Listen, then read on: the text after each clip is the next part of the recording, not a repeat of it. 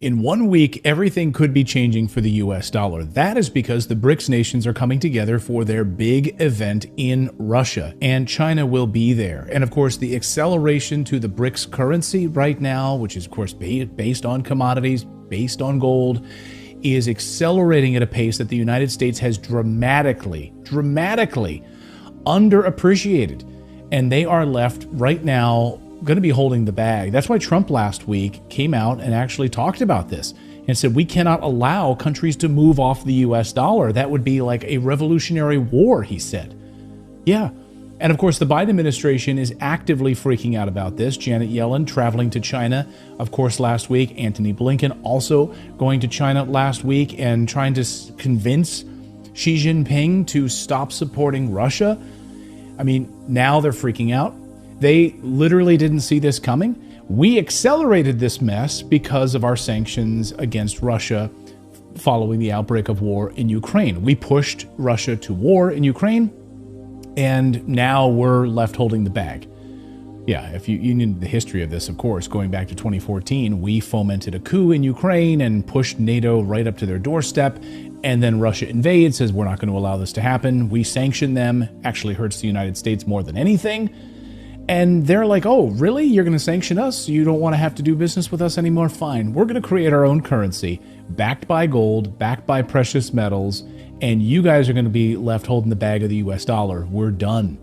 And of course, now we're seeing this acceleration away from the US dollar across the board. So this week, or last week, I should say, last week we saw a number of African countries coming out and saying we want to get our gold out of the United States. We want to repatriate our gold, which I also find very interesting. Like, why is there gold stored in the United States anyway? That was news to me. But sure enough, South Africa, Ghana, Cameroon, Nigeria, and others trying to pull their gold out of the United States. So the gold holdings that we try to control in the United States, they're done. They want it out. They want to move it back to their home countries. This is a major move, guys, away from the US dollar hegemony, controlling the entire money supply. So sure, we'll keep our gold in the United States because nothing really is going to happen. You guys control the seas with your Navy. You guys protect trade routes. You guys are the US reserve dollar currency of the world. That's how the entire world operates until it stops operating that way. And now, of course, the pressure from Russia and China against these currencies and against them using the US dollar. I mean, heck, last week we saw Niger, the country of Niger. This is an unbelievable story, right? We see American troops who are not supposed to be there. They've been kicked out, and at this particular airbase, they were not supposed to be there. Russian forces show up, and they go to the airbase, and lo and behold, guess who's there? American forces. Russians and Americans face to face in Niger. And the reason is because Niger called on Russia for security. They don't want the United States there anymore. They're tired of the United States basically stealing their uranium. So they called upon, and the French, by the way, so they called upon Russia for security. So Russian forces show up. There's American forces in a base they're not supposed to be at.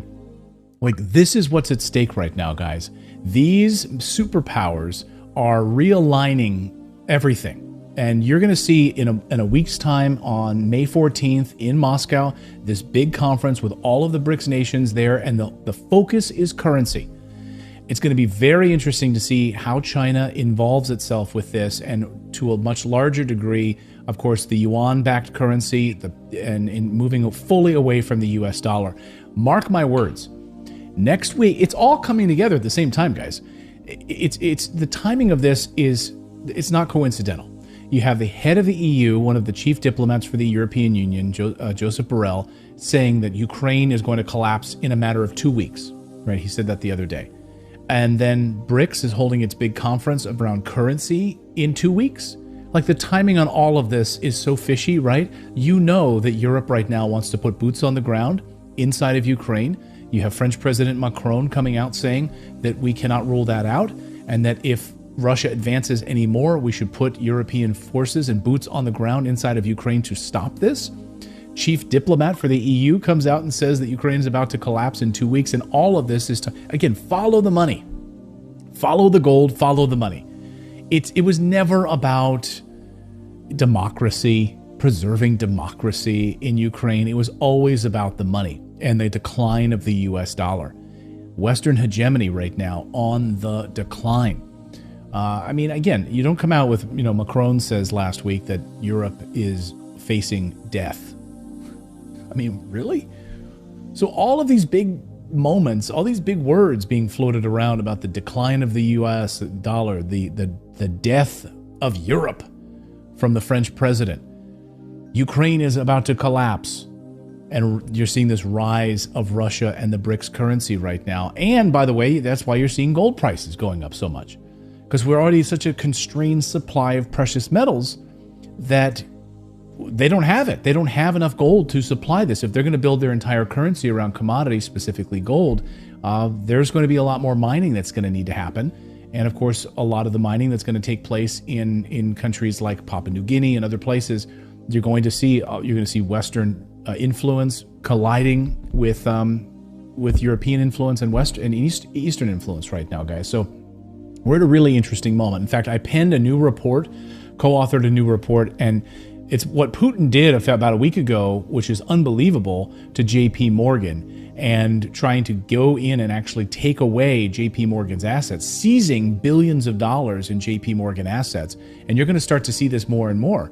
If the West wants to seize assets from Russia, billions of dollars held in banks, then that's exactly what Russia is doing right now, seizing assets, billions of dollars from United States assets inside of Russia. And this is a financial war, unlike anything we've seen in decades. So check out that. I'll put the link up here on the screen. I want you guys all to go download it. It's really fascinating, and it's a really good report. I encourage you all to read it so you can understand what's happening right now.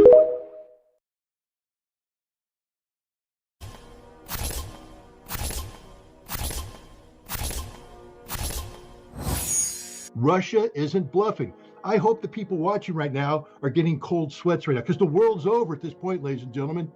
Okay, it's over. It's game, set, match. It's done. Whatever plans you had for the summer, they're canceled. Whatever Christmas plans you had, forget about it. So get scared, start calling people and saying, what the hell are you doing, Tony Blinken? Biden, get on the phone to Macron and tell him to shut up and sit down. The same thing with the Poles, because this is it. Russia's getting ready to exercise the use of tactical nuclear weapons in the southern military district. Okay, that means that if NATO troops are deployed, because the Ukrainian army is collapsing as we speak, and Macron has said it's his red line. And if they collapse, I have no choice, he says, but to send French troops in. Well, the Russians will kill them, but then they're going to nuke France. So there we are. This is about as serious as it gets, and yet we are sleepwalking. We are sound asleep. Nobody in America cares. Nobody. It's nuclear war. If this is what you want, West, you're going to get it. Putin doesn't bluff. This ain't a game. This isn't joke. This is life and death for Russia. They've made that clear from the very beginning. And so now we have a situation where NATO tried to call us bluff. The United States poured hundreds of billions of dollars worth of weaponry and money and such into the Ukrainian military. Russia had a plan. They ground it out. All this nonsense you hear in the West, Russia's suffering 1,000 dead.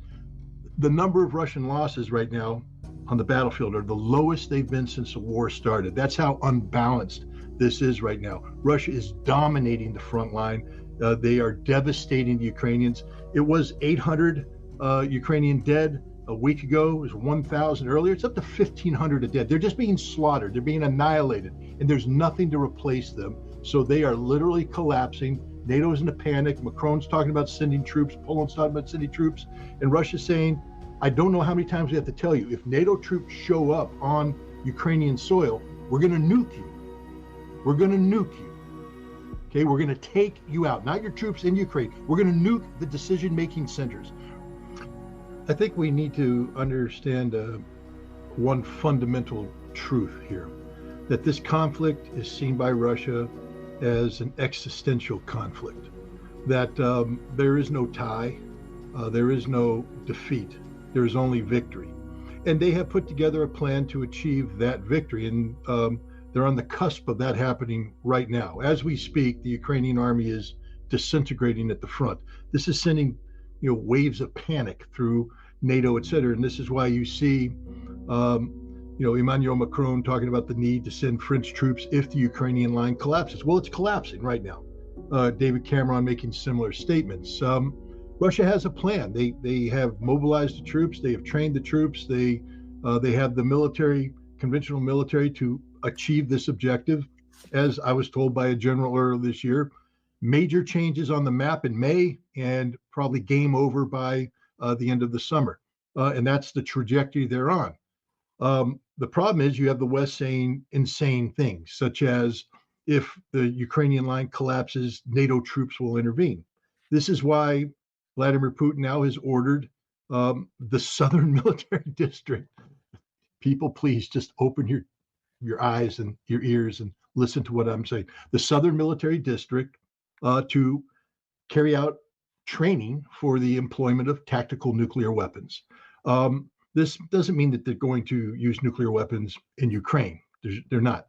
They're going to blow the hell out of NATO forces in Romania, Poland, Germany, France, Italy. It's nuclear war.